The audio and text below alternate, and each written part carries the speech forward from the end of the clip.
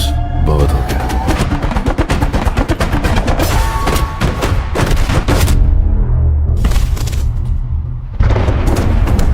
कल्कि 2898 AD film लंबे इंतजार के बाद आखिरकार 27 जून को दुनिया भर में रिलीज हुई और पर्दे पर आते ही इसने धूम मचा दी। शानदार ओपनिंग के बाद फिल्म ने दूसरे दिन भी अच्छा कलेक्शन किया। वहीं अब तीसरे दिन भी कल्कि ने रिकॉर्ड तोड़ कमाई कर ली है। यहाँ तक कि फिल्म ने प्रभास की सालार को भी कमाई के मामले में मात दे दी है।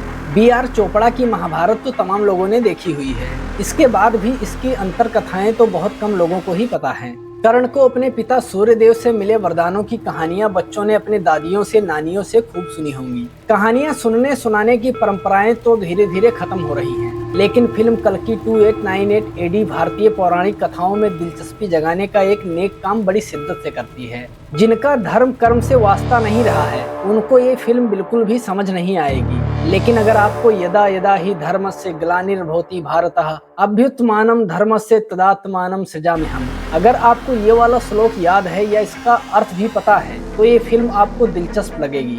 भगवान विष्णु का द्वापर युग में अपने श्री कृष्ण अवतार के समय ये वादा था। महाभारत युद्ध के कुछ और सूत्र भी फिल्म कल्कि 2898 एडी देखते समय पता होने जरूरी हैं। कल्कि मूवी देखते समय आप लोगों को महाभारत की कुछ चीजें याद रखना बहुत जरूरी है।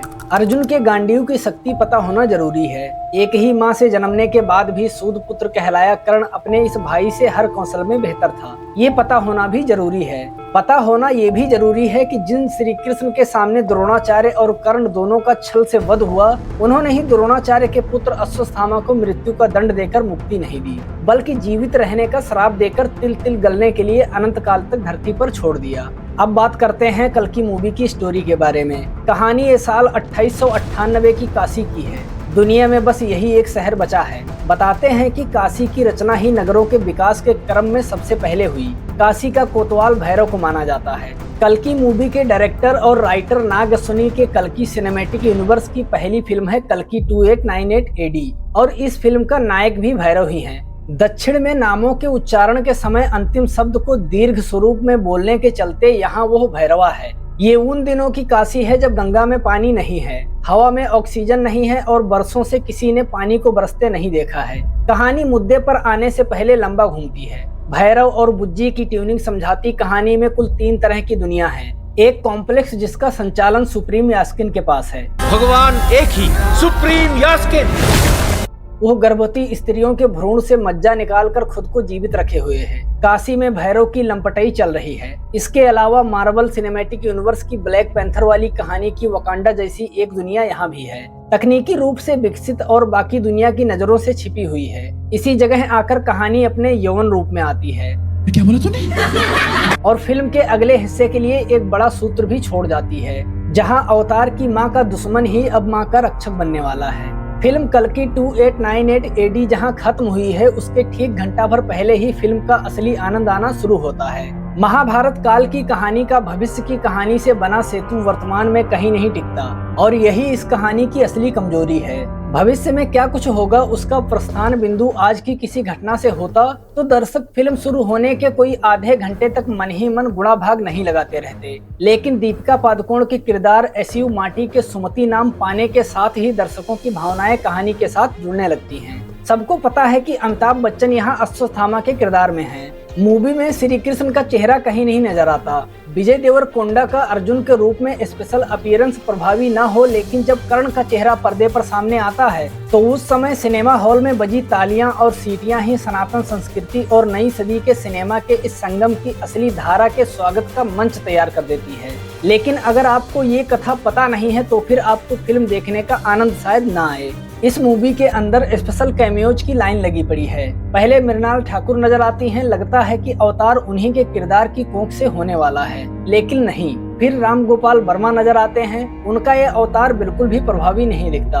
असरदार कैमियो है फिल्म में डायरेक्टर एस.एस. राजामौली का, जिनसे बचने की कोशिश में भैरव कहता भी है कि इससे बचकर निकल लो वरना पकड़ लिया तो समझो 5 साल गए।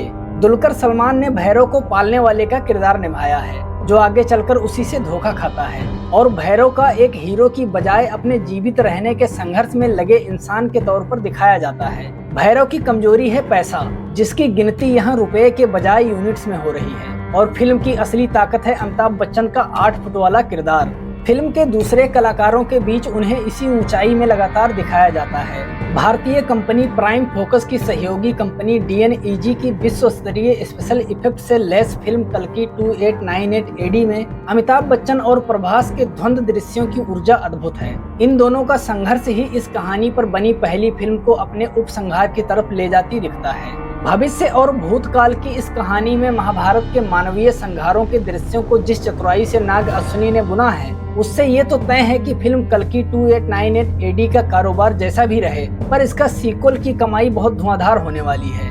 फिल्म की कमजोर कड़ियों से इसका संपादन, संगीत और हॉलीवुड फिल्मों से मिलते जुलते कुछ दृश्य हैं। प्रभास के शुरुआती दृश्य भी ज्यादा रंग नहीं जमा पाते हैं, और वो इसलिए क्योंकि इस किरदार को नाग अश्विनी ने एक आलसी इंसान के रूप में ही बुना है। इस फिल्म में सहायक कलाकारों की लंबी फौज है, और इस सारे शोरगुल व भीड़ भड़के के बीच भी फिल्म की कहानी में दीपिका पादुकोण की दमक अपनी चमक अलग ही बिखेरती रहती है।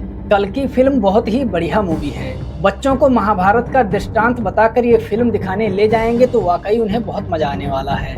वैसे अगर आप लोगों ने इस फिल्म को देख लिया है तो कमेंट सेक्शन में जरूर बताइएगा कि ये मूवी आपको कैसी लगी। और मिलते हैं दोस्तों किसी और वीडियो में, तब तक के लिए जय हिंद। डरो मत, एक नया युग आ रहा है।